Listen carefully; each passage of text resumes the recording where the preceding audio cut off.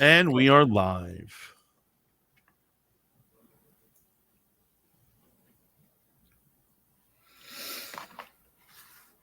Yay. It's been so long. It has been too long. Too long. We gotta make it's been wildly too long, but we're gonna get into that moment. First off, I always slay it, queen. I need to silence my phone. Look.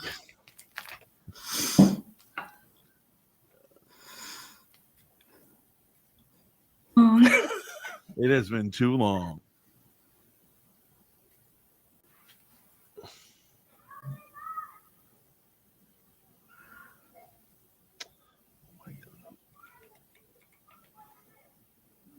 Everything okay?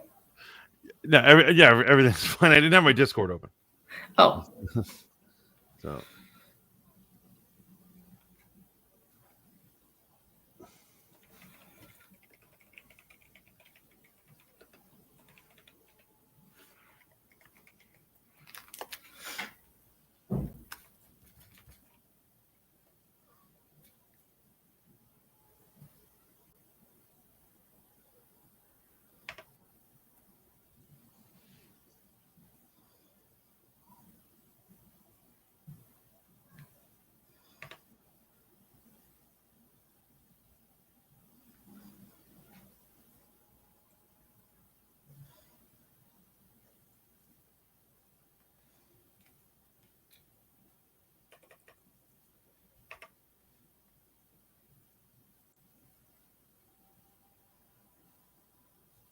What time are we at? 2 minutes and 30 seconds. Okay.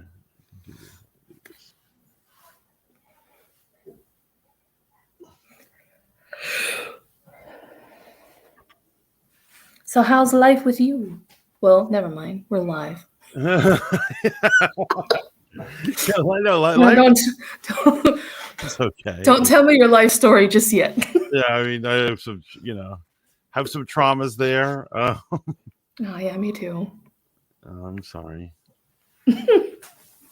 Life just keeps coming at you. It never gives you a break, right? No. No, we're gonna beat it bad though. Promise.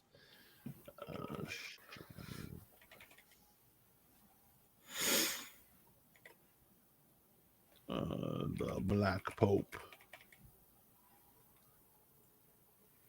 and then mermaids.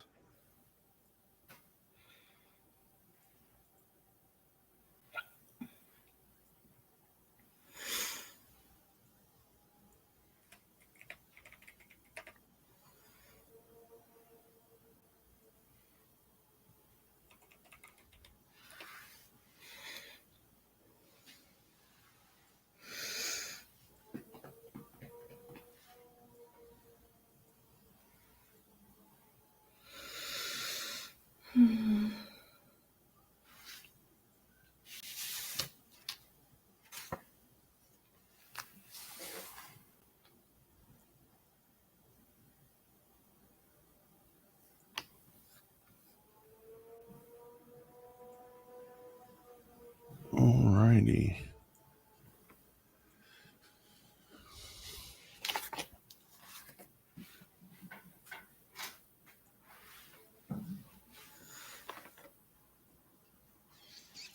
Are you ready, or you need to? I'm ready. Okay, so we're going to kill this right now. Hello and welcome in to another conspiracy hour. I, of course, snicker as I say that because another meaning the last time we did this, I think, was like 2 years ago. So it's kind of over the top. God. It has been far too long. I am here with Sarah Jane, but all of you probably know her as Rogue Radio. She is the queen of conspiracies, all things creepy in the world. And I thought that it was beyond time that we finally sat down and we got to know about all the latest conspiracies. How are you today, Rogue Radio? I am perfect. How are you? I'm good. I might not be perfect. Like I said, there was drama.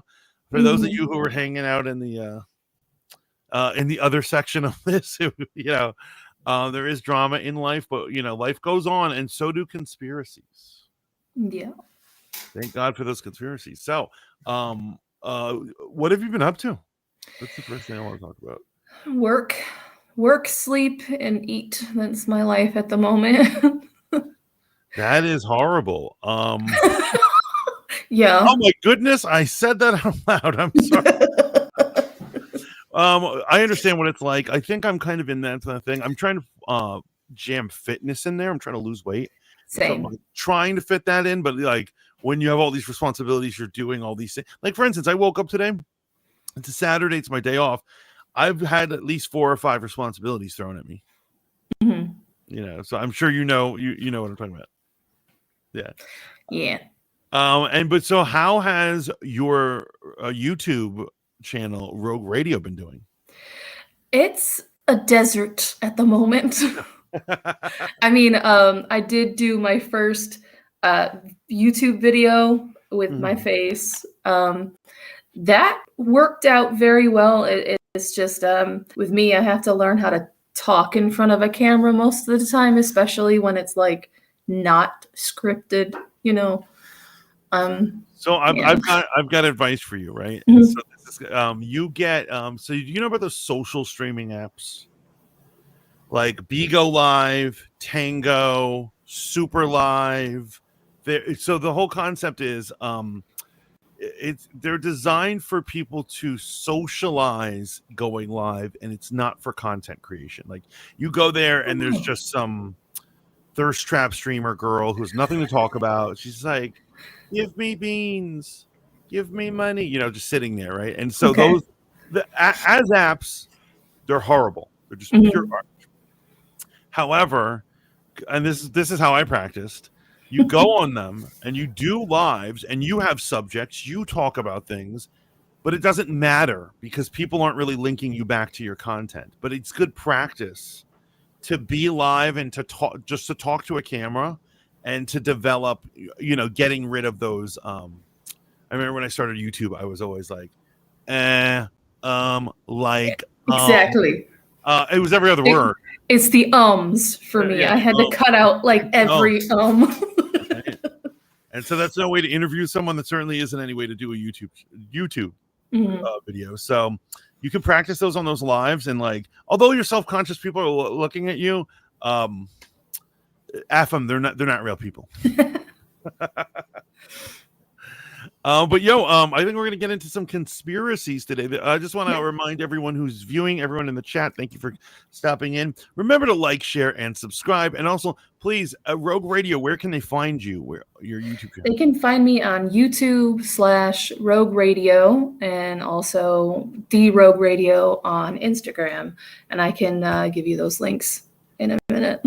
Oh, absolutely. Please do. And then, and so we are going to break into some heavy duty conspiracies. So please tell me, what's our first conspiracy of the day?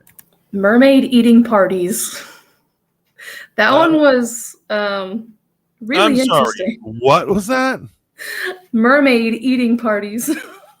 You heard that, guys? She said mermaid eating parties. So apparently apparently the elite. Sorry. No, just so we know, you mean mermaids like Zoolander mermaids? The Zoolander mermaids.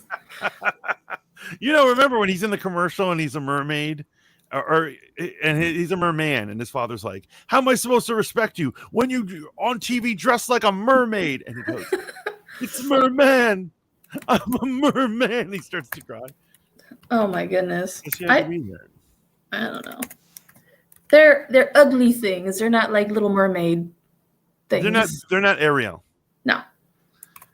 We got DT Tubbs in the chat. He says, damn for ads, man. That's right. He's over on Twitch hitting us up, and so Twitch makes you go through a battery of ads before they allow you to watch the stream. I see. Mermaid eating party sounds like one of those adult parties. Well, the rich, like the Illuminati, the cabal, have rumored to be a part of this. So, adults. It's an adult party. They just Apparently hunt down mermaids and they serve them like hibachi. That's pretty much what it is. So, can you describe these mermaids? You said they weren't like Ariel. Huh. So what are they exactly? Well, from the descriptions that I have found, they kind of look all different. One of them was black with like a shiny tint to it, like a green shiny tint with like greenish white hair. The other one would be a little more of like a female. The hips were really big. And their skin was like a greenish white with that slimy sheen to it, greenish black hair, and all of that. So there are fishermen out there that have been hired into certain charters, and they give like these firsthand accounts of like what they've seen, and they've seen like on the lower deck of the fishing boat, there's this giant tank with like hooks. It hooks into the floor so that way it doesn't sway around, and it's filled with this blue liquid, probably to preserve the merchandise. I don't really know. So whenever they bring in a mermaid, usually on like a stormy night, they'll put the mermaid in that tank, and then they'll deliver it to a warehouse. That's what's been said.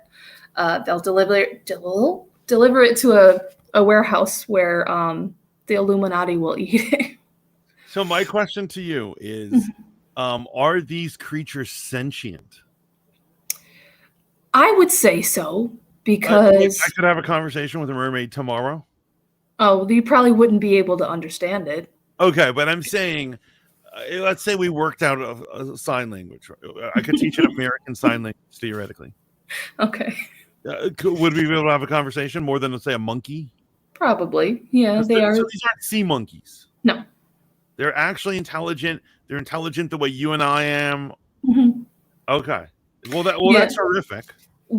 Right. One of the firsthand accounts said the fisherman who had seen this happen, he kind of felt like he was losing his humanity because he kind of heard the thing scream after they delivered it.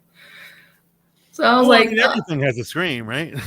Well, I know that. It's just, it's not necessarily part human, but I don't want anything screaming at me when I'm trying to eat it.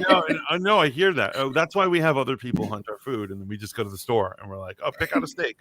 Exactly. So what we have is a conspiracy to both conceal mermaids. Yeah. And then, apparently, go ahead. I'm sorry. Go for it. Oh, okay. And apparently this has been happening since ancient times, where like kings and queens would, tell the fishermen to go catch a mermaid if, it's around. I don't really know how they get it. They just said it was like a stormy night. Usually they're swimming about. So, and they believe that they get immortality, intelligence, agelessness. So, yeah, it's been happening since ancient times. So, is that why the identity of mermaids are concealed? Yeah, because they don't want us lesser folk to have the enhanced. Oh no, they don't want us to have their mystery meat, and I don't think I want it. I love that you refer to it as mystery meat. For those out there who are passionate about mermaids, I'm sorry to laugh. You know what I mean? But mystery meat is a funny term. Because technically, they eat things that you're not legally supposed to eat. So I'll just say it's mystery meat. So do you think that if the national or international, should I say, courts discover the existence of these creatures, do you think they would ban the hunting of them? No. Okay, so you want to know why? Why? Because we as humans, if we find something brand new, we're going to find a way to eat it. mess with it, okay, do the giggity with it, okay, kill it, or in my case, I would try to befriend it, but that's not part of it.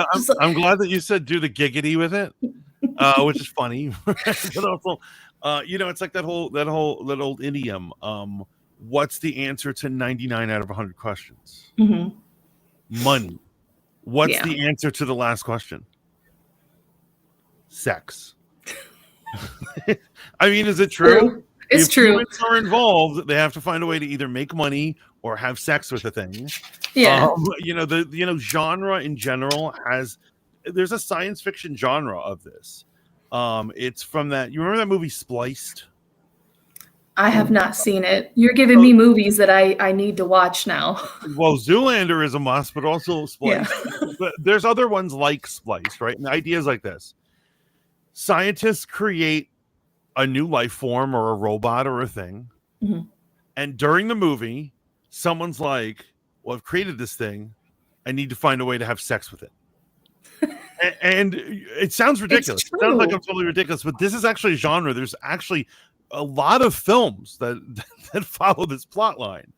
And then it's when they have the sex or when they have the relationship with it, things get out of hand. We even had an Academy Award winning one. The Shape of Water is like that. Mm-hmm. Do you know this one?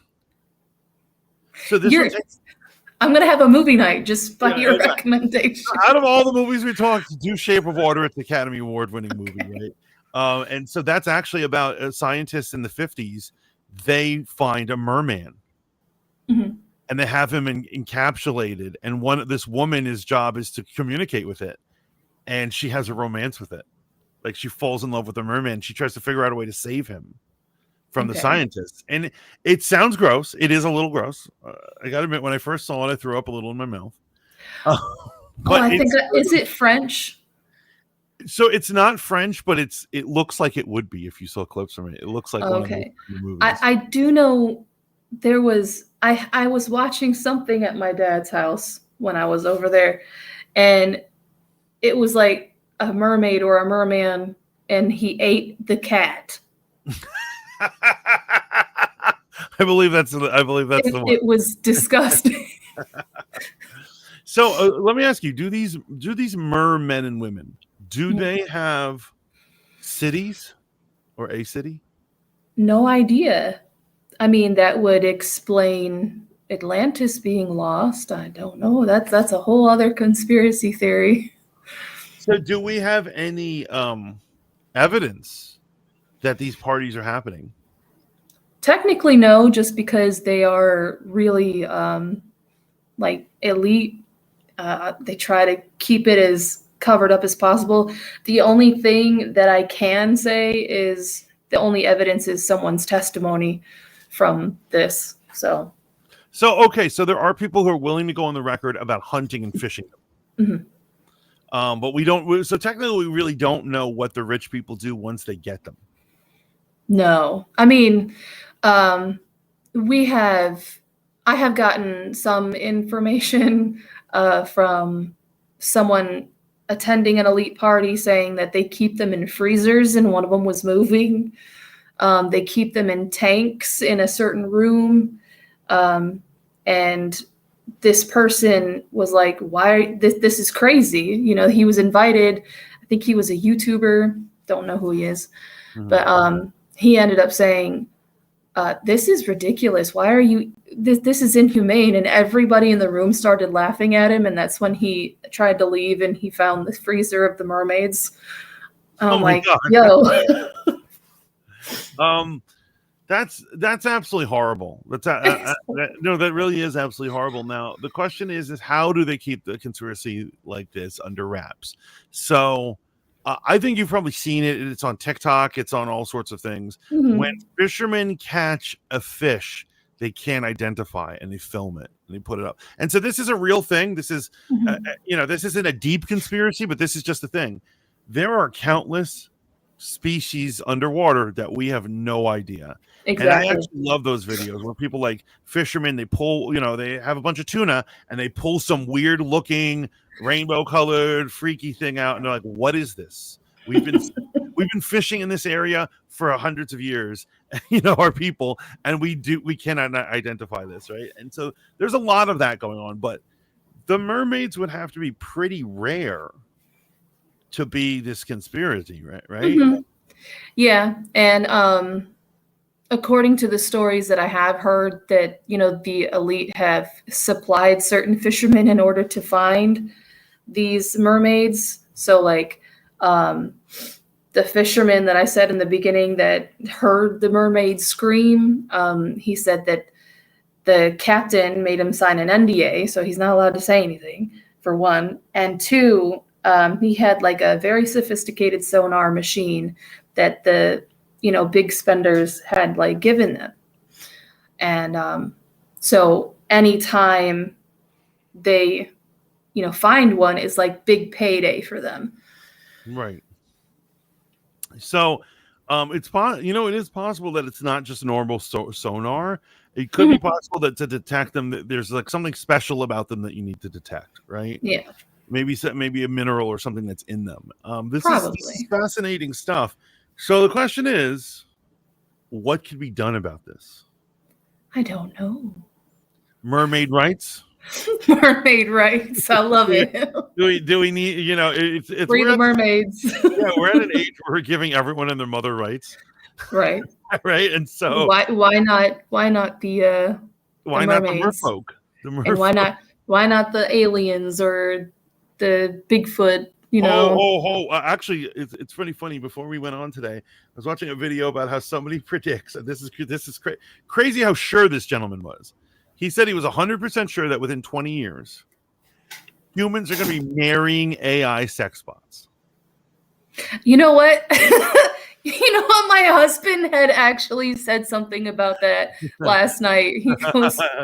He goes, why would anyone want to giggity a bot? I'm like, I don't know, babe. I don't know, man. No, you know what it is? So here's what it is. Corporations and the money grubbing, the guys who are trying to make all this money off of everything, I think they come up with insane ideas and they don't really think them out, right? Right. And so people think, oh, there are vibrators. Well, the next big thing is a full-fledged mechanical human, right? Those things are creepy. They are.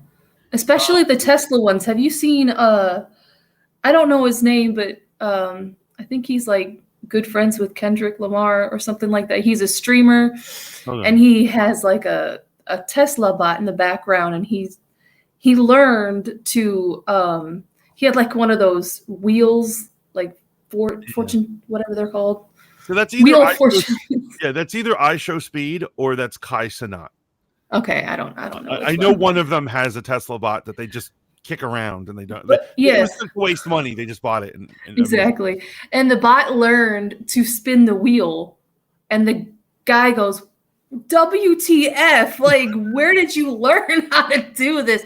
And then this bot comes creepily right up behind him, bends over and says, "Hi, chat. Hi, chat." I'm like, yo, get it out. Him. Get it out. Exactly. So the question is, do we give these things rights? No. No. And I don't know. Do you know my theory about clones?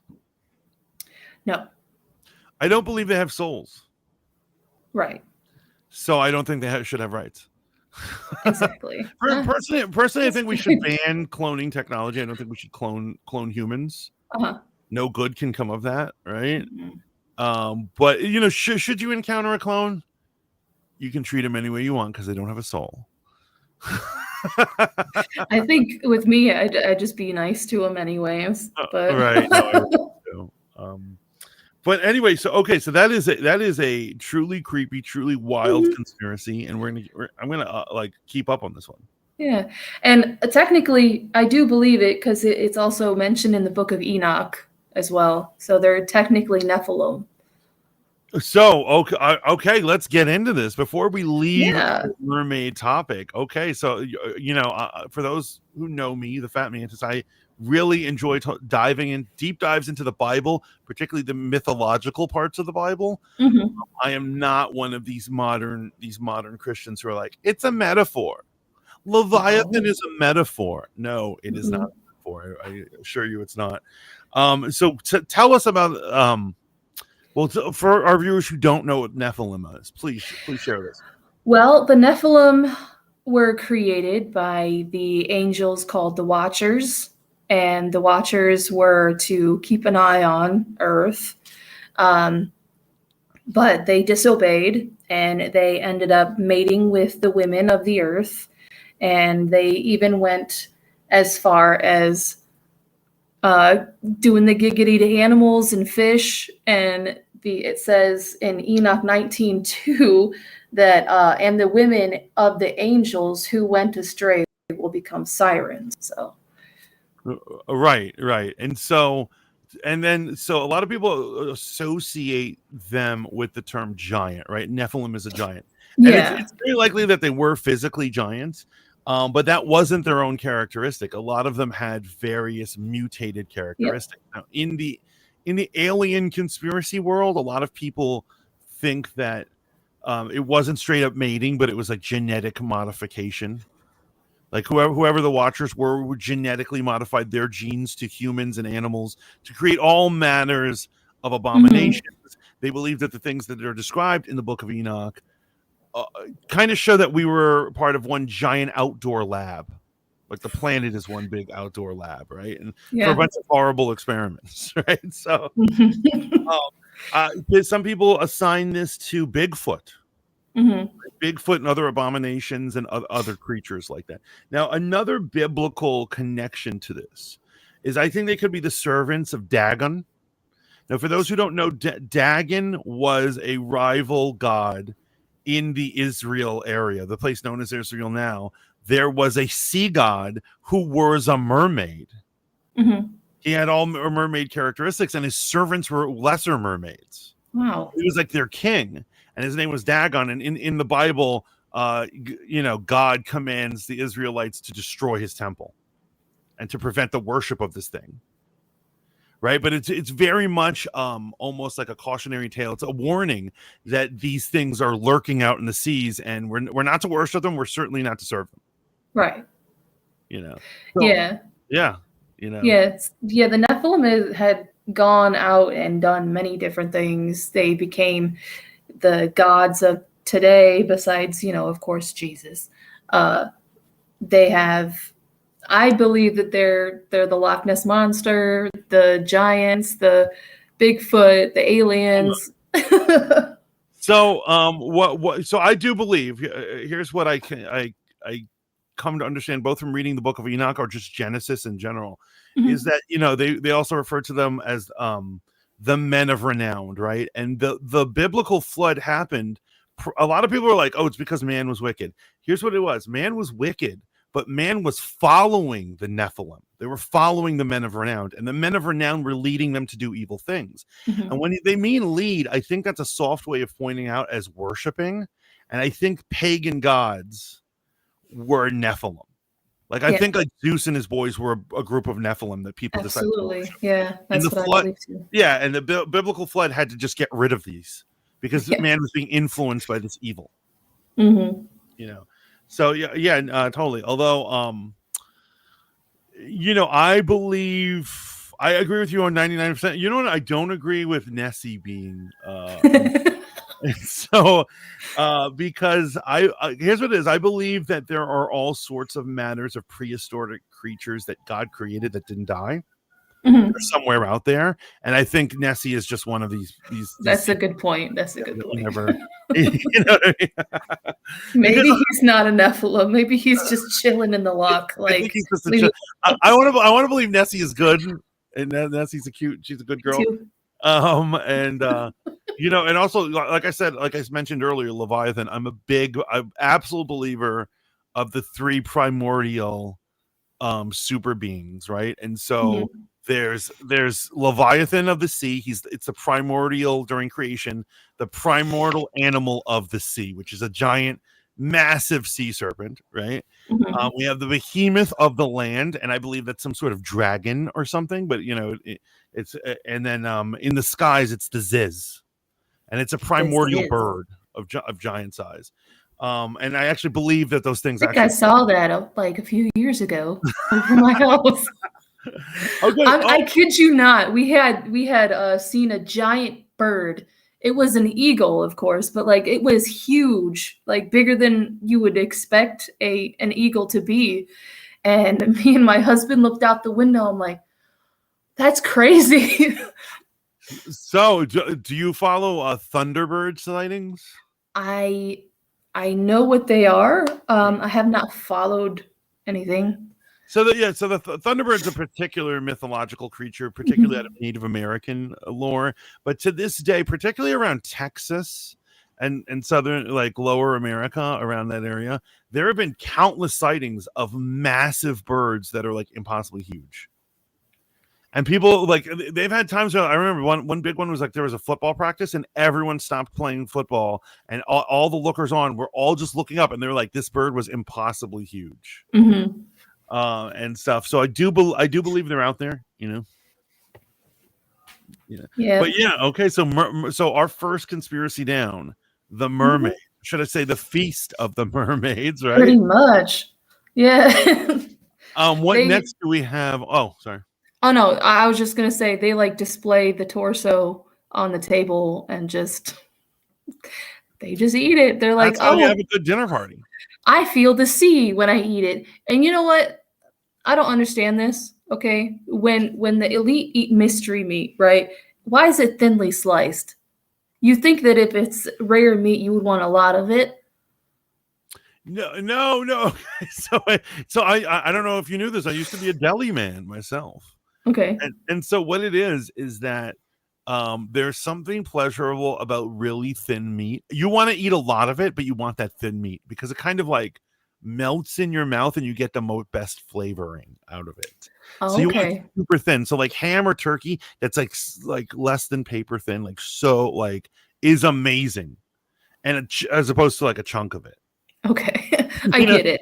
It's a better way to savor every bite, every piece of flavor. Yeah, I like the thinly sliced deli meat. Mermaid. No. So actually, okay, before we close, for this topic, you're invited to a party. You go to a really swank party. You're in your super dress. You're in your gown. You're there with your husband, and then they break out the dinner, and it turns out that they are serving mermaid.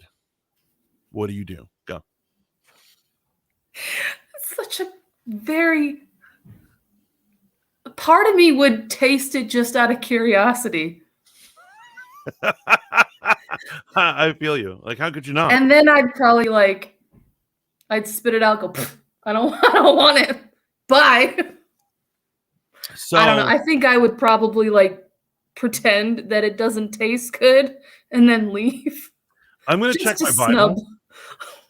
I'm gonna check my Bible to see if that's feasible. That if there's a restriction to eating these creatures' meat, then I wouldn't. But if there isn't, I'm partaking. Mm-hmm. I mean, if it's I don't know. It's kind of like eating the other mystery meat, if you know what I'm talking about. I'm just no. No, well, the other mystery meat is there's a clear restriction to that in the Bible, right? Obviously, yes, you're not supposed to be doing that. That is clear.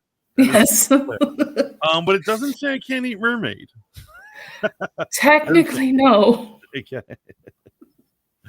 But so there we go. That's our merfolk story of the day. You have another conspiracy for us. Yes, I threw it out there the last time when you guys were talking about when you and Steve were talking about the new pope.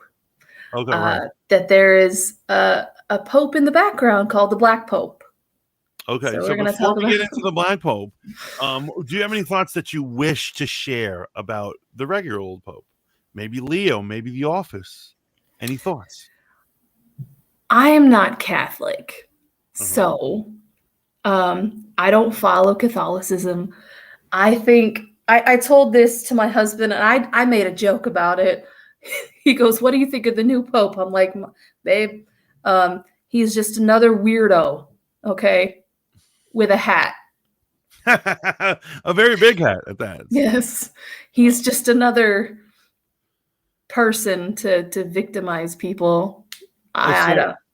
Yeah, and so this is no swipe at any Catholics out there, but yes, I was raised Catholic, and as an adult, I converted away, right, for Mhm. various reasons. The existence of the office of the Pope is one of them, right? Mhm. Because if there should be a Pope, my answer to you is show me the book, chapter, and verse that says there's a Pope. If you can't do that, there's no Pope. Yeah. Right. Yeah. And I don't want to be hostile because our Catholic brothers and sisters, I'm not saying they're not saved. I'm not saying that at all. But this thing is clearly a big political office, right? And for years, people have believed that the Pope most people, even Catholics, don't believe in the mystical side of the Pope. And the mystical side of the Pope is the Catholic Church will say, the stance is the Pope can talk to God. And whatever the Pope says is holy. There's a lot of televangelists that say the same thing. Right. And so it's totally wild, right? Yeah. Now I'm not talking about that one, but the thing that I think most people believe or understand is that the office of the Pope is part of a conspiracy to control both not just religion but people in general, and that even though they're super rich, they hold other types of power that we can't even understand how powerful. Yeah, that's actually the responsibility of the Black Pope. So tell me about who is this Black Pope? Is he a brother? Is he? No. No, he's not a brother. Okay. So I don't know if they've actually had an African American Pope, but the Black Pope basically is referring to his garments. Okay. He's all dressed in black, and he's the head of the Jesuits, and so the Jesuits is basically his secret service. So he's the man behind the scenes, or the Wizard of Oz type of guy. Don't look behind the curtain sort of thing. Okay. So up front, there's a Pope who wears white, and he's our main guy, and he's Leo, right? Right now, he's Leo the 14th, and we love him. He's from Chicago. He's a White Sox fan. He's a regular old Joe. He's here to tell us to love our neighbor, right? And then meanwhile, behind closed doors, at the head of the Jesuit order, right? For those who don't know, Jesuit order is an order in the priesthoods. There's different orders, and it is true the Jesuits are the most powerful. They're definitely the most prominent and most powerful. At the head of them, in secret chambers, unbeknownst to us, is the real Pope who wears a black outfit, and he's making the real calls, right? So where does this idea stem from? It has stemmed from a lot. I think it was mostly because when the Black Pope came to be, he's like the superior general of the Society of Jesus. And so there were other popes that have denied their authority, and they had died mysteriously. Let me see if I can find it. One, Ignatius, his name was, in 1540, I think. He was poisoned. So he said that he did not want that type of order, and because they were too secretive, too intense, too dangerous, and then all of a sudden he got poisoned, and Pope Clement the 14th said. So I got that wrong. So no, you're good. Well, what do you think? At the risk of us getting canceled, it wouldn't be a conspiracy hour with Fat Mantis and Rogue Radio if we didn't get canceled or banned or something. But what do you think of the sudden passing of Francis? I heard that he saw demons before he died. I don't know if that's true or not. The first thoughts that come to mind is I hope he's in heaven. I hope he's okay, but I don't know. So not with everything that he's kind of acknowledged and everything. Now, I don't claim to know where he ends up because that's up to God, right? And God. Yeah. But I will say this in terms of his time on Earth, right? Mm-hmm. People notice that he was progressive in that he opened a lot of doors, he was saying be loved, love the LGBT community and all these things. And I think it's funny that it took till the 21st century for somebody to say that. I think that's bizarre. He was also saying be nice to women who have had abortions, they've done sin, but we still love them, and you got to be kind to them. And I think Right. that's weird too, that in the 21st century, out of reading the Bible, it took them this long to be like, oh, I'm not supposed to throw stones at a woman who had an abortion. That's true. And so he's progressive like that, and that's why I think a lot of people who aren't practicing Catholicism like him, right? Mhm. But the other day, this was like 2 months ago, 2 or 3 months ago, he was in Indonesia. Do you know anything about this? Huh. So he said something that the church had to try to cover up, right? And so Mhm. his whole audience were a bunch of guys who were they were doing whatever it takes to become a Buddhist monk. So they weren't a monk yet, but they were training, and they were the people who filled his audience. They were just listening to him. And when he was asked questions about interfaith things, Mhm. he said that there were multiple pathways to God, and that you don't necessarily need Jesus to get there. Well, sir. So what happened was a huge international thing. And so what happens, this is in a different language. And so when the transcripts went up on the official Vatican website, they completely changed what he said. Of course. And people were calling him out on that. And they're like, that's not what these words mean, blah, blah, blah, and all these things are trying to cover up that he would say something like that. Now, once again, not a Catholic, but I do respect a lot of theologians who were Catholic, like Mhm. Thomas Aquinas, right? And Thomas Aquinas wrote the official stance on other religions for the Catholic Church. Mhm. And the official stance of the Catholic Church is as follows. Thomas Aquinas said that he says, other religions and other faiths are shadows and partial images of God. And they can take you so far, but you cannot cross the threshold without Jesus. Right. I'm into this statement. I'm into this thing. So a conspiracy has been lodged, the idea that because he made that blunder of saying that, it is possible. Do I need to finish this thought? That is sudden, because he did take ill suddenly, right? Mhm. Respiratory issues, undescribed. We don't know which ones. And I wouldn't say he looked perfect the day before, but the day before he did not look like he was on death's door. Mhm. He was noted as healing. Everyone said he was bouncing back from his illness. Sorry. Is it the Jesuits? Probably. They're here to shut you down? Most likely. Do we even want to talk about the possibility of what I'm talking about here? Oh, I think we all know what you're talking about. Oh, guys. Something going on behind the curtain. Behind the curtain may have ordered this, right? Mhm. And so where does this idea of the Black Pope come from?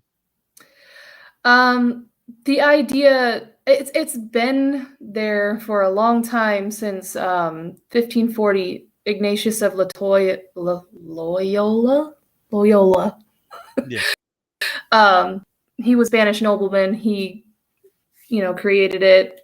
The Jesuits were supposed to be a group of missionaries that were defenders of Catholicism at the time.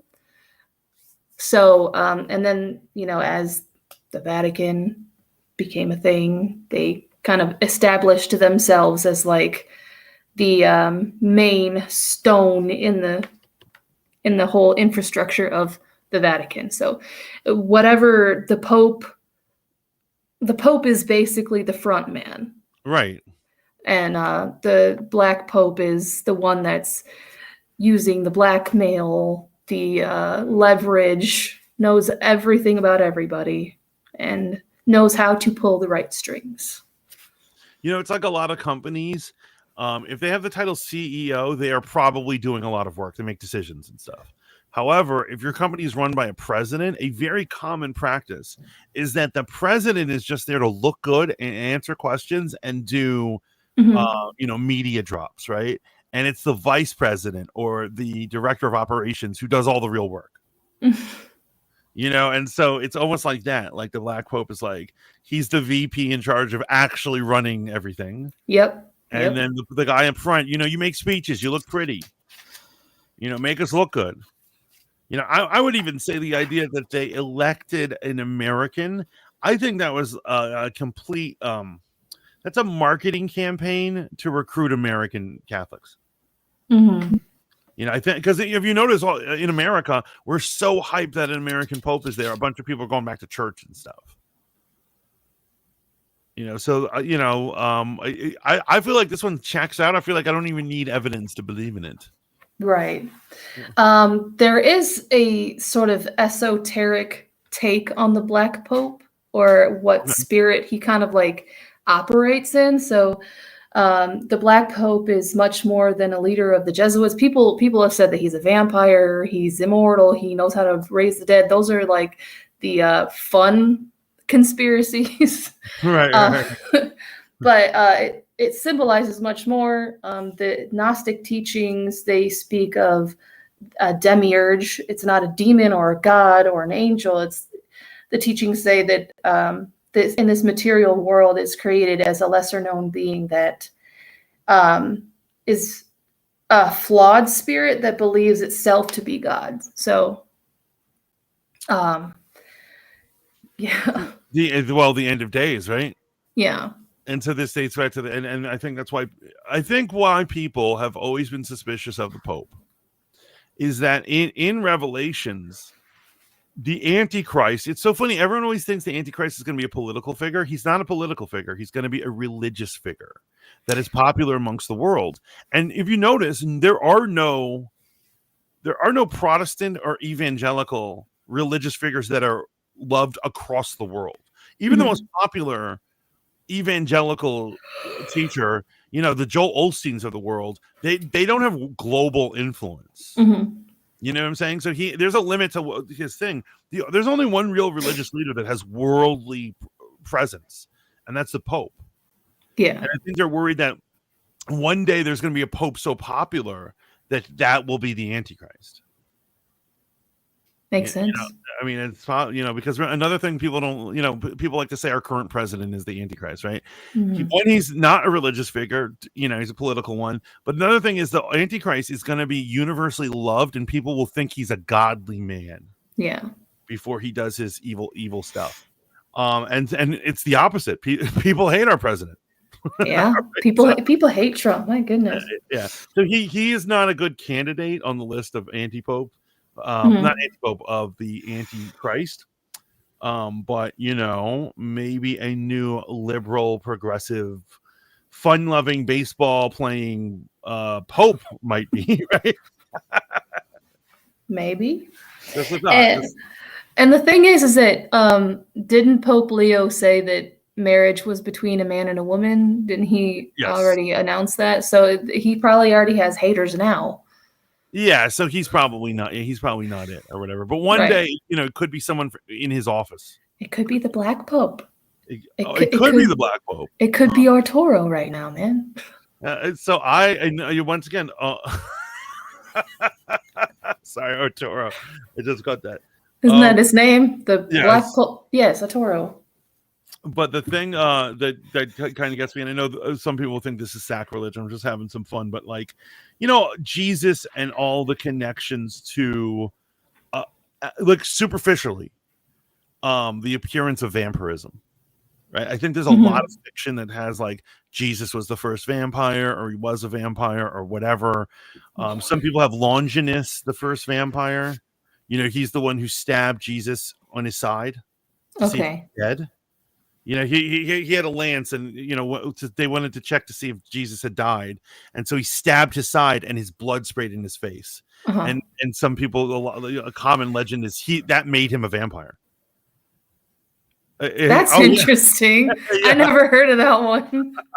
I love that. I don't love that, but it's interesting. Well, you know what it is I think that so what was the first? Other than the curse of knowledge, biblically, what was the first big curse God gave humans? And I don't mean Satan, because Satan had to crawl on his belly or whatever. But I'm saying the first big one was Cain, and he said, no matter where you go, you won't be accepted, and no matter where you go, you cannot be struck down. You will want to die, but no one will be able to kill you. And so another common one is Cain was the first vampire. I heard a different thing as well, because if you put Cain and Abel together, it spells something else. Oh my goodness! How You know what I'm talking about, right? I've got it immediately. Yeah. Okay. Yeah. That's Yeah. crazy, but that would That's also probably where we got that mystery meat eating. right. You know, and so but We have no idea what he did with his brother after he killed him. So right, and so but it would make sense that he is destined to be the killer of humans, right? If the sons of Abel are humans, then the sons of Cain are vampires. Yeah. Right? Yeah. I've always said that the bloodline of Cain is the notion that today the elites believe that they're trying to make man in their own image, and so with Cain's bloodline, it's always been like that. They've always wanted to, lead people in their own leadership without any type of mentorship or anything like that. They're like, I'm the god. I'm, sort of thing. Yeah, so that is absolutely the goal of the secular state, right? That they're trying to replace God, and they're trying to say who can live and die. They're trying to undo creation with various things. I'm not going to get into it. It's very political right now, but they believe they can undo God's creation in the natural order. And they go, God made it this way. And they're like, don't worry, our science will unravel that. It's demonic. Yes. Another thing is with vampirism. Like, we all know the whole, Dracula drinking blood sort of thing, like that's commercialism. I think right. Yeah, there's people that actually do that and it's gross, and I think you need Jesus, but I have learned that it's not just physically, it's also a spiritual thing where there's no blood involved. It's more of like, if you victimize this certain person, you're spiritually vampirizing their purity. And I learned that from a testimony from something I had watched from someone who had been in the Freemasons. And I'm like, that's their secret to life, is to vampirize people who are pure. Like their spiritual energies. Yeah. Take and that purity added to whatever them to sustain them. Yeah. And who is the most pure? Who is the most innocent? Well, children, obviously. Exactly. Right? Yeah, no, absolutely. And in terms of like science doing this, obviously these kind of conspiracies of like the rich eating children or something, it's definitely there, right? There's this thing. But I will say, in terms of like established mainstream thought, there are actual clinics that advertise their whole purpose is to do blood transfusions, to transfuse young blood into people. You pay a fortune and they give you young blood, and the young blood is supposedly makes all your organs work more effectively. And so this is, and before everyone thinks they're like, oh, this is like the Black Pope, this is not a deep conspiracy I'm talking about. This is these people advertise. Yeah. And so there is both a physical and spiritual thing about young blood. Young blood has both obviously spiritual connections and things, but also there is actual physical evidence that getting a blood transfusion from a young person, you will heal better and your organs will work better. Yeah. That's what the elites believe is the secret to life. That's why they don't do anything when it comes to children. They want that youth. They want that agelessness. And yeah, it's so funny that we went from the Black Pope to vampires. I mean, technically, because they said that the Black Pope was a vampire, so I was like, well, maybe not in a physical sense, So that's the question. Do you believe in actual vampires? Yes. Okay. Yeah. I do. I think it's certainly possible. I wouldn't say I hopefully haven't encountered one, but yeah. I heard a story about this Uber driver who had picked up a bunch of people like at an abandoned church, and the minute that they got in the back seat, she felt so uneasy until like the guy just kind of like touched her shoulder. Like they had that aura about them, like they were either vampires or witches or something like that. And the minute he like touched her shoulder, like, hey, we're going, here, she had like this warm feeling of peace over her afterwards. And I'm like, yo, I don't know what you encountered, but you need to leave. You need to run. But wait, did the drive go fine? I think she didn't really say anything about the drive. She's just like, okay, I'm just going to take these people to where they need to go. Have you ever been a cabbie or an Uber driver or anything like that? No, but I do take Lyft sometimes, and I have encountered one person who wore like a crystal crown, like the driver. Yes, the driver. And I had asked him once because I had him before, and I was like, "Can I ask why are you wearing a crown?" And he goes, "Well, I'm an empath and I heal people." And I'm like, "Oh, okay, that's interesting." So he kind of told me about like the operation of the crystals and stuff like that. Like, I'm like, okay, I want to get out now. Do not even get me started on empaths. People who call themselves empaths. Now, don't get me wrong. I believe that there are empaths. I absolutely believe there are empaths, right?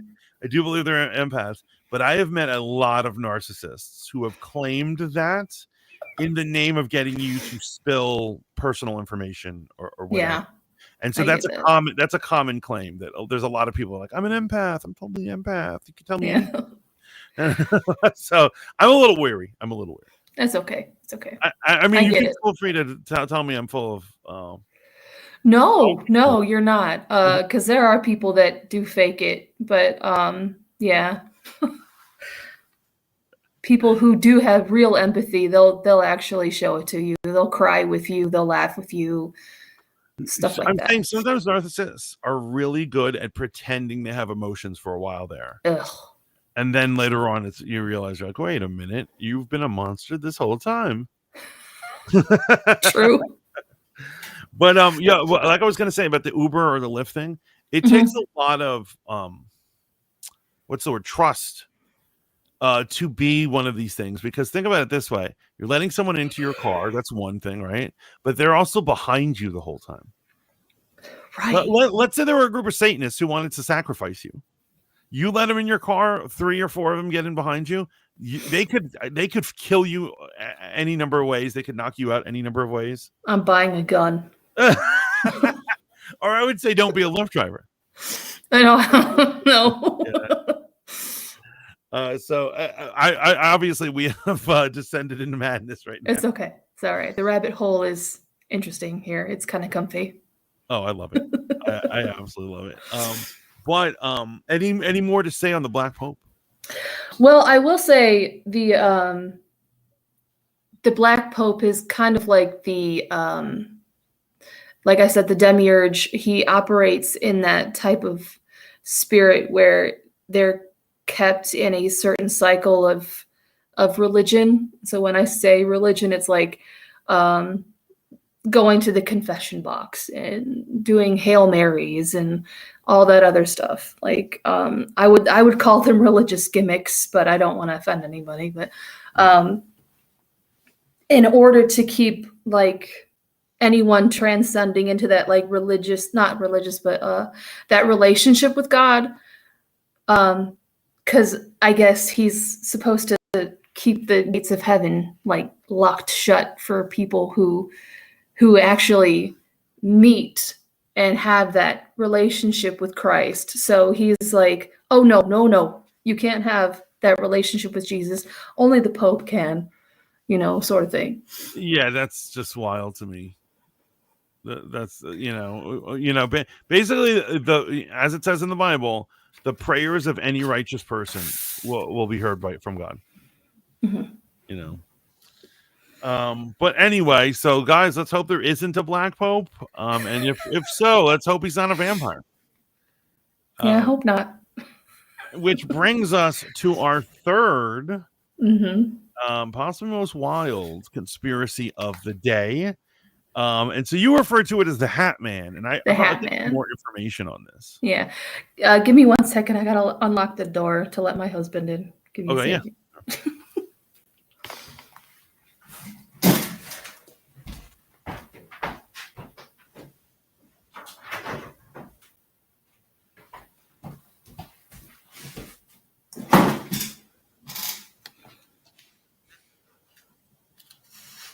Okay, I'm back.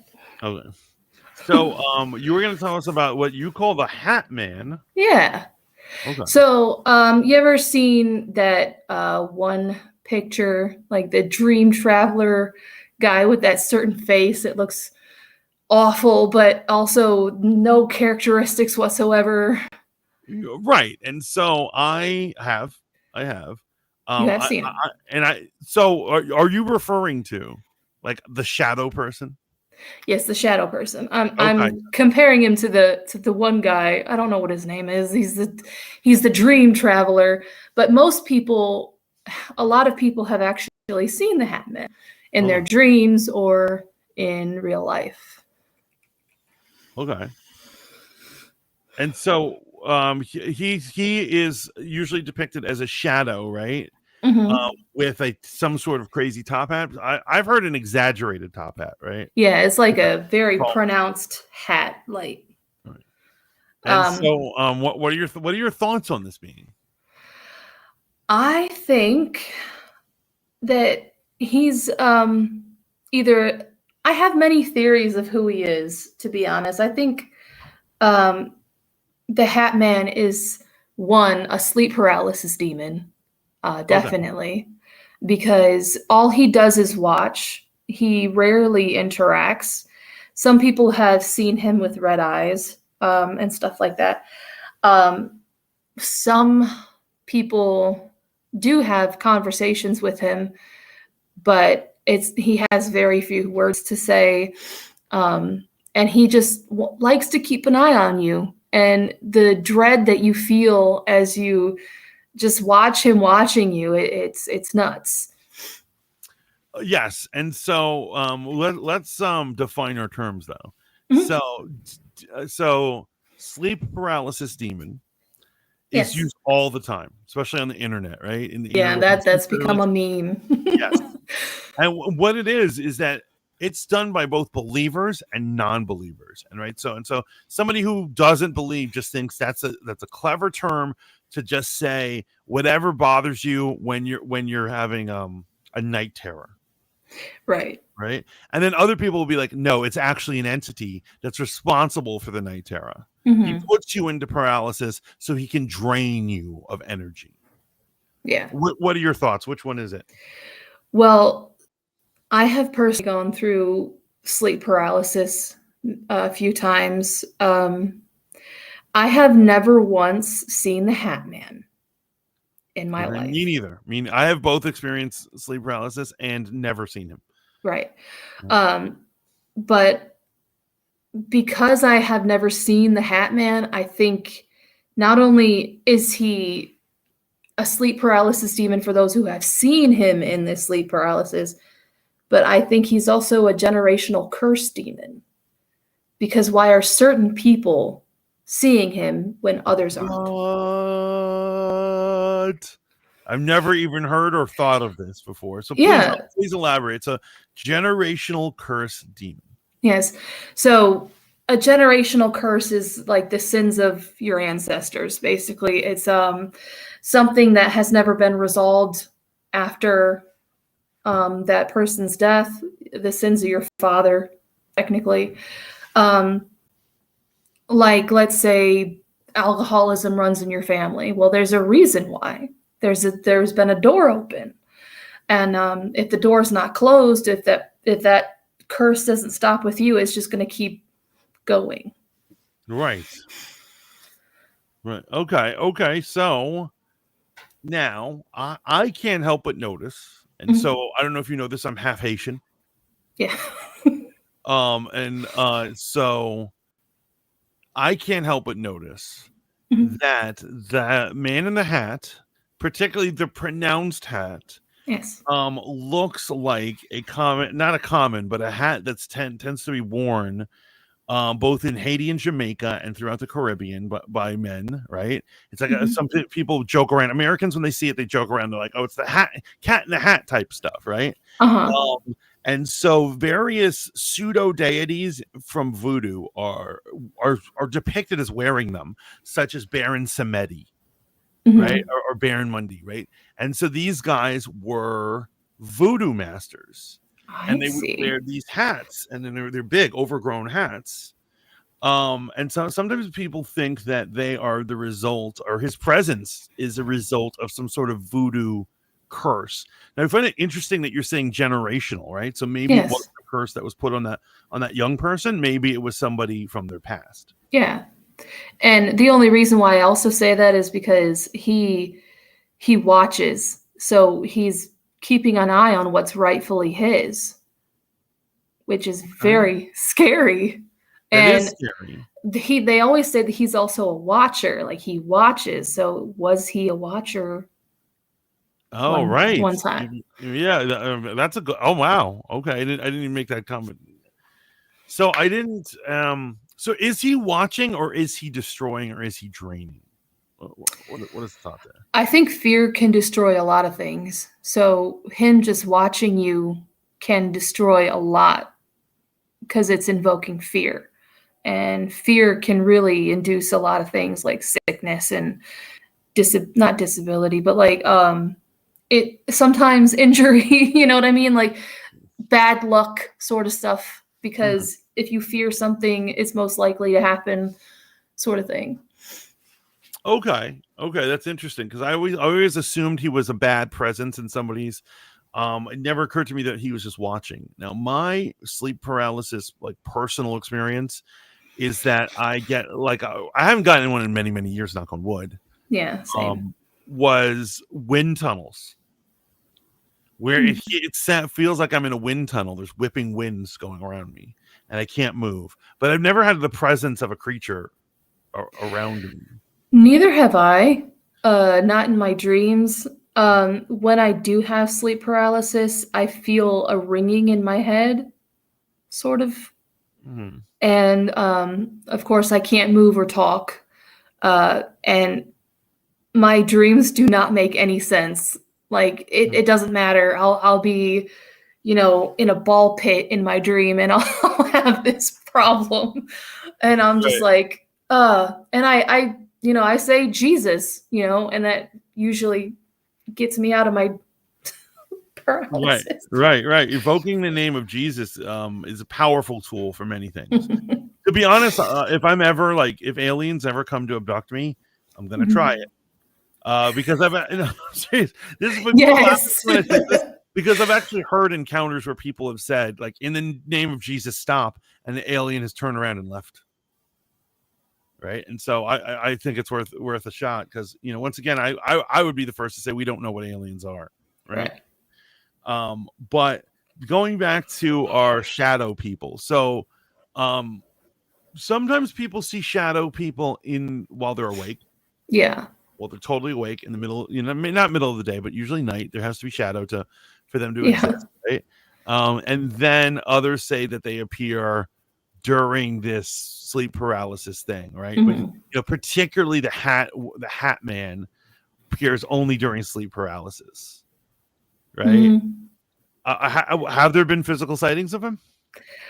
Uh, yes, there have. Okay, we knew There is a story of this family man. He worked he was harvesting peanuts, like a peanut factory or something like that. And he would always tell his kids about the Hat Man, the that. stories about the Hat Man. And one day he had called his family, his wife, and said, "You need to come to the factory. You need to come meet me." And she brought the kids. They're in the middle of the street. Man has lost his mind. And in the distance, you can see, or he can see, the Hat Man under a street light. And he's offering his kids as some sort of like um, offering, to be like, "Can you just leave us alone?" I'm like, okay, sir. Just offering his kids.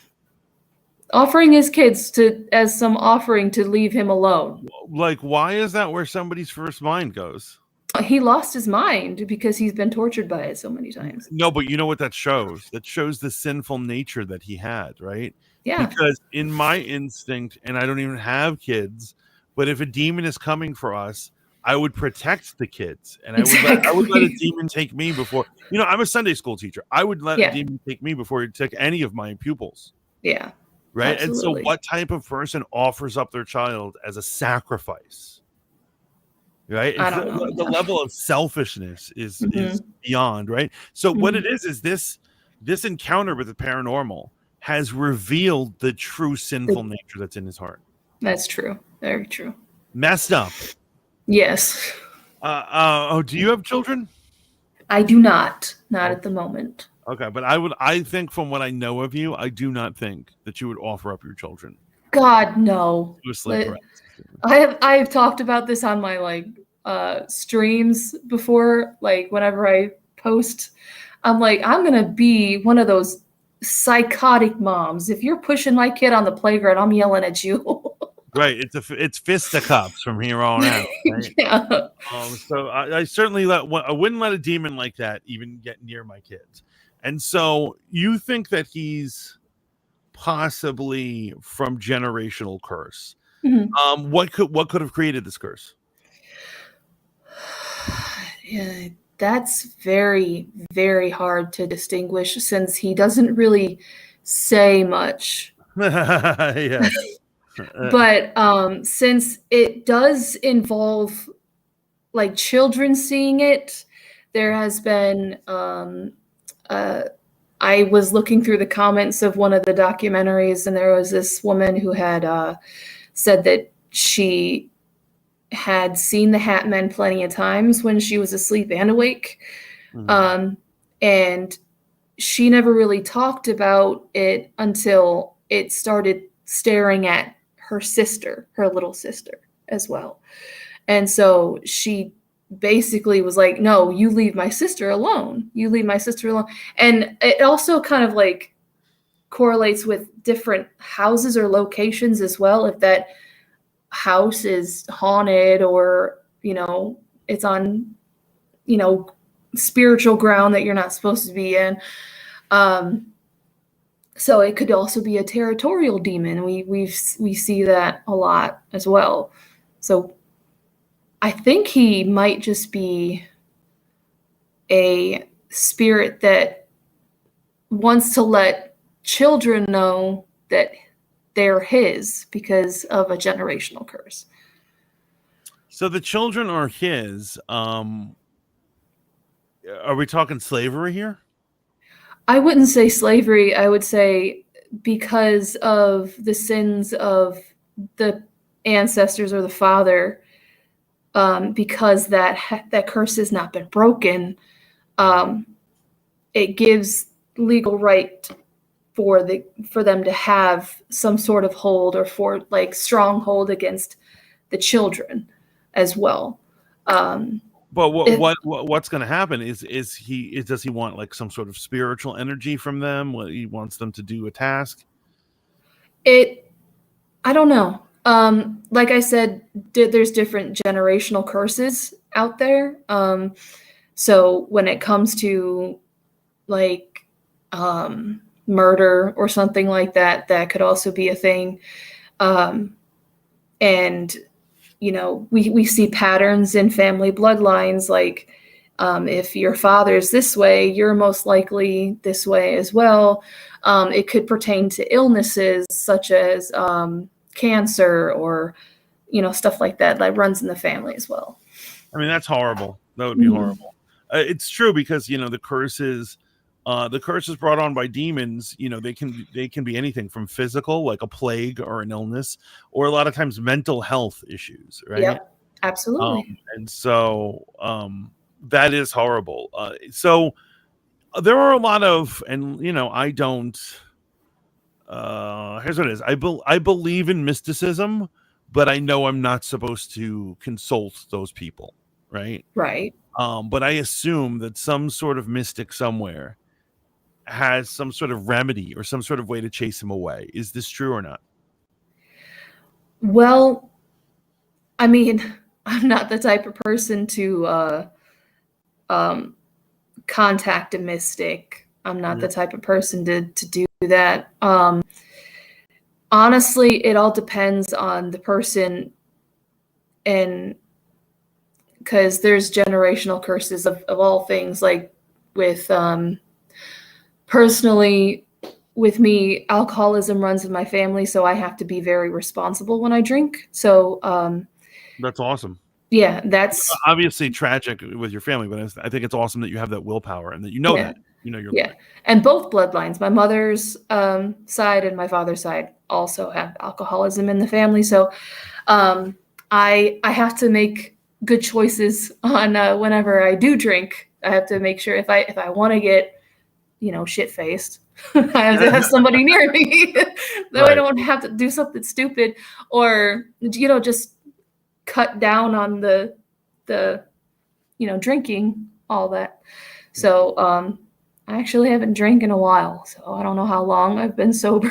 So that's good. That's wonderful. I'm really happy for you. Thank you. And alcoholism also can serve as a demon as well. Mm-hmm. Yeah, it can, because it can lead to, if you have a family, it could lead to a lot of things, like if you're beating your kids because you're drunk and stuff like that. It's a lot. But it all depends on the authority of the person. Like it stops with me, sort of thing. So the antidote for a curse is deliverance, So you would suggest that the people who feel terrorized by this guy, they have to defeat the curse. Technically, yeah. Okay, so I mean that's pretty hard. It's pretty hard that they really your forefathers' sin is on you. Yeah, unfortunately. Oh, it's so tragic and so hard, right? Are there any easy answers? Jesus. Jesus, right? I think everybody needs Jesus, but I think everybody needs Jesus. But I wouldn't say he's the easy path. Oh no, he's the right path, but he's not the easy. It's not easy to follow him, right? But yeah, no, I do believe that if you want to have that information on learning what generational curses are in your family, you can ask God and have Him reveal those things to you, and that way you can take care of it, because it really comes down to the choice of the person. Yeah, no, absolutely. And so we don't know any mystical way to get rid of this dude. I wish there were more answers, because it's actually interesting that like almost any paranormal phenomenon, there's always people out there who claim they know what it is and how to protect yourself and yada yada yada, right? We see lights in the sky, and there's going to be some ufologist who's like, oh, this is blah blah blah blah blah, and all, talking about the fifth dimension and all that. Right. How have we not encountered someone who can explain what the hat guy is? I don't know. You know what? There's something that I did not talk about. Apparently, you can see him when you take Benadryl as well. Like Benadryl is somehow a doorway for him to walk through. So okay, so what this is, and this is fascinating that you brought this up, because I was just having a whole conversation about people. I was talking to non-believers, about people who their entire existence is based on what they perceive. And I said, you have to understand that there is more to the universe than what you perceive, because if you think about it, Mother Nature alone has countless things that make us see things that aren't there. Yeah, absolutely. Poisons or mushrooms or whatever, right? And I was thinking about drugs, and somebody brought up robo tripping, and I was like, good example. Robo tripping, you can totally see things that aren't there. And for people who don't know what robo tripping is, when you take a Robitussin and you chug a bottle of it, and that's going to make you want to go to sleep, but you don't sleep. You go outside and you run around and you do things to stay active, and that's a way that like people. I I don't know if they're still doing it, but this is back in the day when I was growing up that people Uh-huh. would get messed up, particularly teenagers. They Right. call it robo tripping, and they chug the bottle and then they'd run around and be like woo, and they'd see Oh stuff. my God. Is it That's possible that the Benadryl is just tweaking their perception, not creating the illusion, but allowing your perceptions to see it? Yeah. Because with the there's like different levels of the Benadryl challenge. It's been a thing. Kids were hospitalized for this. The stupid internet challenges that kids do these Right. days. There's so many I can't keep track of. I don't know about the Benadryl. Oh my God. Please. And I mean, it didn't last very long, and rightfully so, because kids were hospitalized. Kids died over this. I mean, damn. But if you get to the 700 milligram mark, Okay. you're in Wonderland, basically. But if you get to the 25 milligram, that's usually for allergy relief and stuff like that. Go any farther than that, it's you get super inspired. Okay. If you know what I mean. Okay. It's called the FAP dose. Okay. Okay. Wow, this is crazy. Yes, and go further than that, it'll be the sweet spot. So you're starting to hallucinate. You feel heavy. Your body feels heavy. Stuff like that. You see slight movements and auditory hallucinations. The next one is the 600 milligram, and past that, where there's like lifelike hallucinations. You see spiders and snakes crawling around you. You'll have full-fledged conversations with people that aren't even there. You'll see your friends come in and visit, and you'll have just a whole conversation with them. You'll see things vanishing, like if you reach for your phone, it's just going to vanish, or phantom cigarettes, which is a thing. I don't know why. They're like, oh, I smoked a doobie while I was on this or something, and it was the best cigarette or best joint I ever had. And they're like, you didn't smoke. Yes. Right, yeah. Oh wow, this is wild. I'm going to say back in my younger years, I was kind of like a party guy. I was a raver. I was a party guy. Yes, I didn't have Christ in my life. But yeah, I remember there was. Have you ever heard of crystal bugs? No. So that's if you've taken LSD, sometimes you'll see energy auras. That's a semi-common thing off of people, and they're rainbow. It's like coming off of them. But sometimes if you stare long enough, it mutates from an aura to like spiders, but they look like they're made of crystal, and they're dancing around the people, and you see them all over the people. And you'd look at somebody and they're crawling all over their face. It was wild. Crazy. Yeah. So yeah, like I said, our perceptions are not shouldn't be the thing that govern everything we do, because look at all the ways it can be fooled, right? Yeah. But so the question is, to investigate this conspiracy, should I go chug a bottle of Benadryl? No. Okay.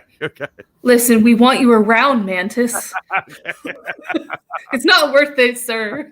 Okay, no, it isn't worth it. It isn't worth it. And of course, I jest. I wouldn't do. For starters, I don't do any of these challenges that summon a demon or allow you to contact a demon or turn your mirror into a window meeting a demon. I don't want to meet Bloody Mary. I don't want to encounter the Midnight Man.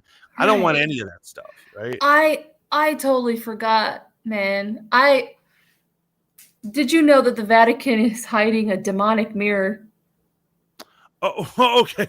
Okay. I'm so sorry. I totally forgot about this thing. It's fine, right? We were talking about the Vatican earlier. Yeah. And so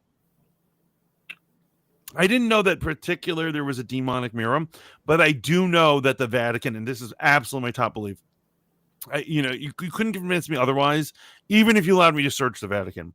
They have been collecting crazy artifacts throughout time and space. They've had access because during the Crusades and all this, a lot of people think the Crusades weren't just about the Holy Land.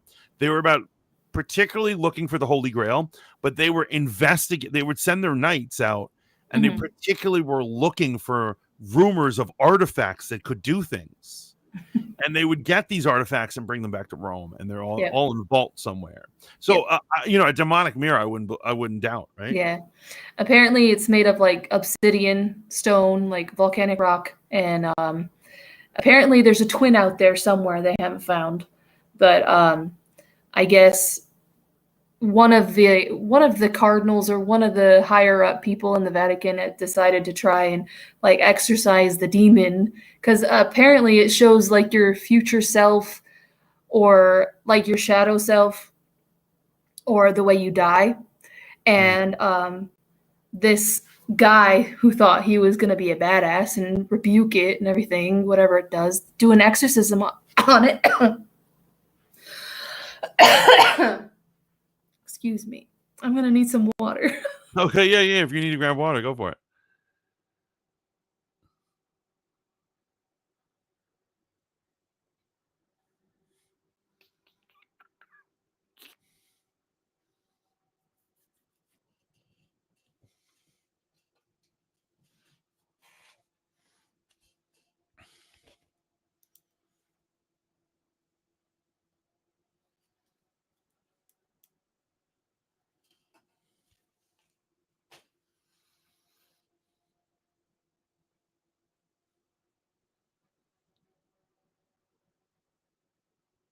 You feeling better? Yeah. That looked like some good water.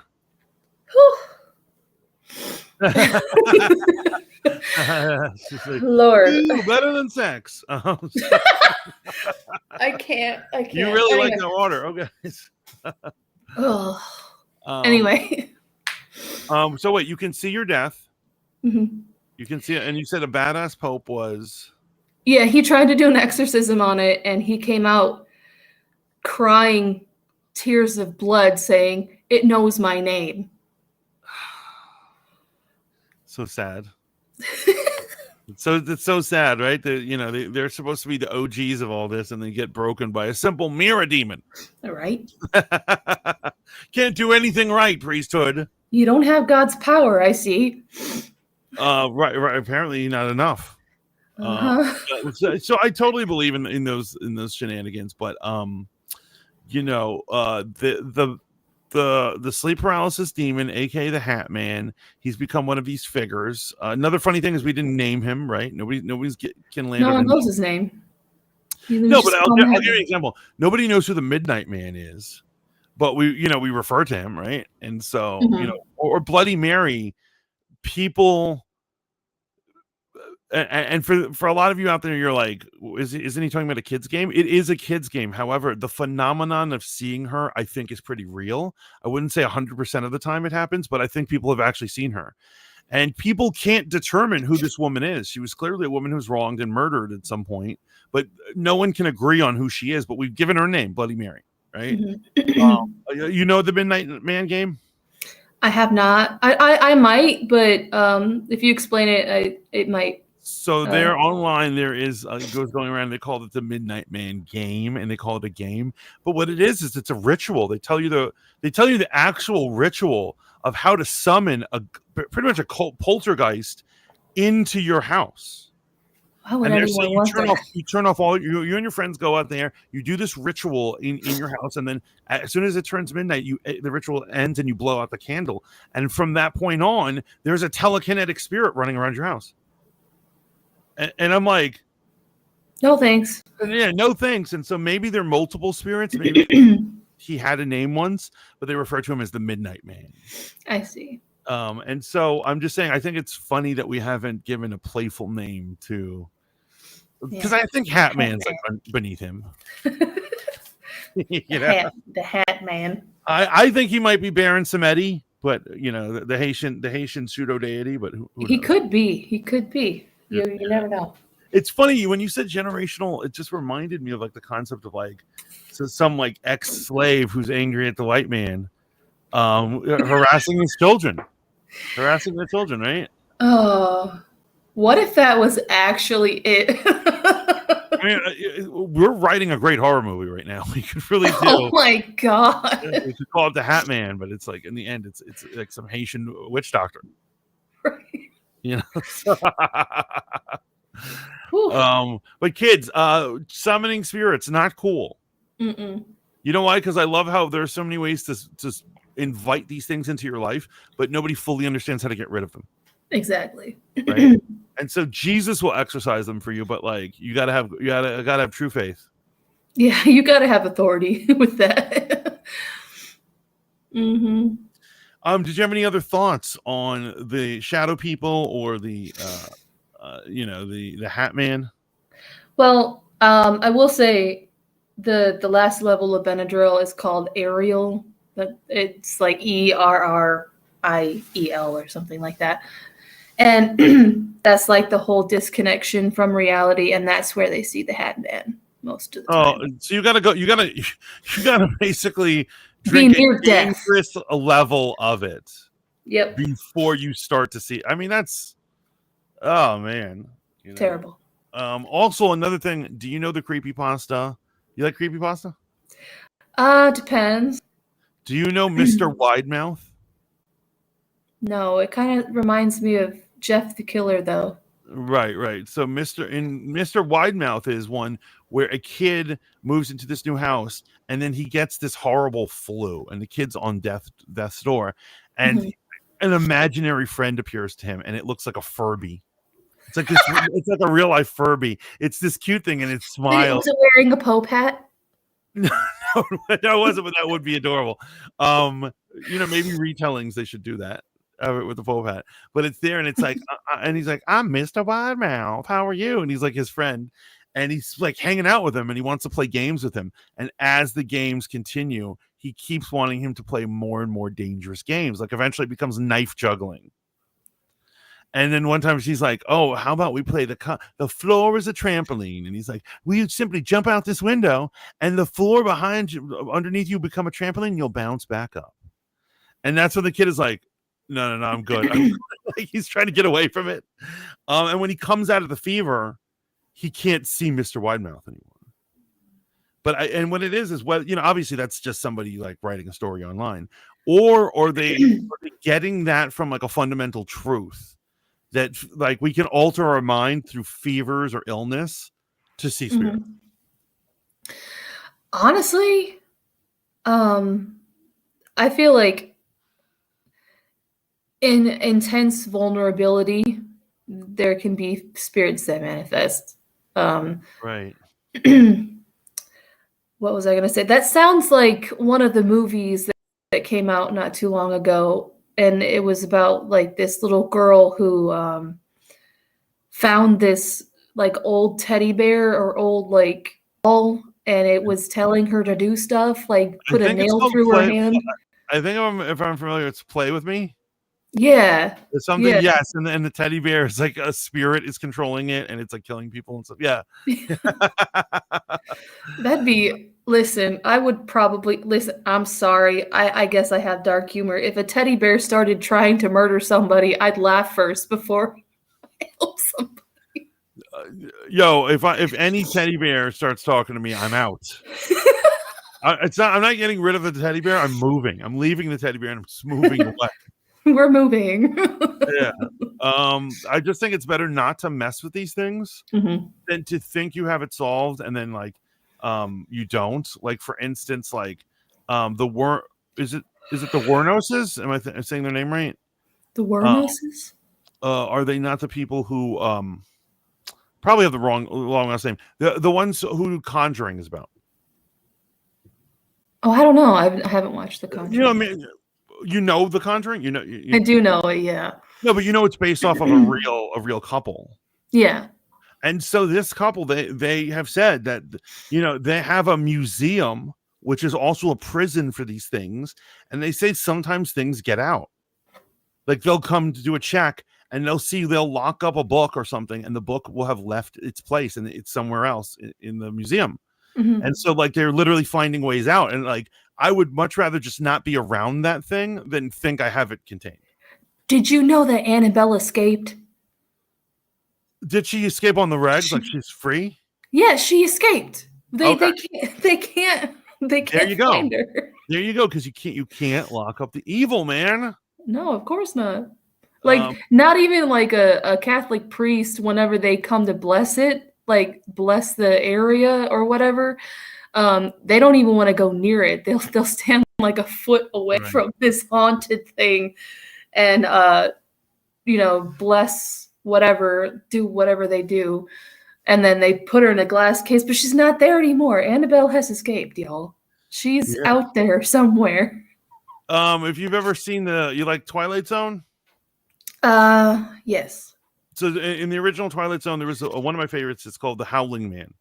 Mm-hmm. It's basically the premise is that you can't keep evil locked up forever, and Right. so the concept is like a guy he's traveling through Europe and he crashes his car and a bunch of monks in a monastery save him. Like they bring him back, and after he's cured, the abbot says, "You have to leave. You can't stay here." And he's like, "There's a storm outside and I don't have a car. You can't throw me out." And he's like, "You cannot stay here." And then while he's talking, he hears an ungodly howling down in their dungeon. He hears and he's like, "Do you have someone locked up down there?" He's like, "Ignore it." And they're like, "We'll let you stay the night, but you have to ignore anything you hear." Oh, and so Lord. he spends the night and he keeps hearing screams from downstairs. And so he goes down there and he sees that a guy is locked up. And it's so interesting. The guy's locked up, and the only lock that has him, it's a shepherd's cane. And it's just like that. It's like something you could just with your fingers just lift up. Right. And the guy's like, "Can you I'm locked up. Can you please move that cane?" And he's like, "Why can't you move it yourself?" He's like, "I'm too weak. Please." He's like, "These monks are crazy. They're beating me and abusing me. Please let me out of this cage." And the guy's like, he thinks about it and he's like, "Okay." And he removes the shepherd's cane. And then the guy gets out and he knocks him over, and the guy starts mutating into the devil, into our concept of the devil. Horns, goatee, this is 1950, so it's 1950s Right. devil. And then he teleports away, and then the abbot comes down and is like, "What did you do? You let him free." And he's like, "What do you mean?" And he's like, "We had captured the devil, and our faith was keeping him at bay, and you let him go." And then the last thing the guy says is, he's like, "I was looking right at him and I didn't even recognize him." Right. And so the concept is that you could be staring at evil and not even realize. Right. Right. But the thing is, like, you can't lock up the devil, just like you can't lock up Annabelle, or any of these creatures or any of these things. So my advice to everybody, if you got a haunted teddy bear, get out of there. Yep. Burn it. And God only knows what's happening to the vault that the Vatican has of the haunted objects. Right. What's happening to that area? What is going? What are the things that happen there? Like, it must be really good story. Mm-hmm. Once again, the rabbit hole has gone deep. Mm-hmm. I really appreciate this. You have any final thoughts on the Hat Man? Yeah, don't talk to him. Just say Jesus. Yes. Anytime you encounter a supernatural creature, evoke the name of Jesus. Say Jesus doesn't want you here, and I have faith that you will. You a person of true faith will chase it away. Yep. Sarah Jane, aka Rogue Radio, bringing us all the conspiracies that are fit to print. Tell us once again, where can they find you? You can find me on YouTube and Instagram. I gave you the links in our private chat. Yes. Okay. And I'm going to put that in the video description. Guys, this is the Fat Mantis, brought to you by Riz Radio. This is another conspiracy hour, and me and Sarah are going to do this more often going forward. Maybe this is not a weekly, guys. This is not a weekly. There's only so much evil stuff we can talk about before we go crazy. But you will have us, more frequently than 2 years. I promise you that. Mm-hmm. But this is the Fat Mantis and Sarah Jane signing off. Until next time, ciao for now. Bye.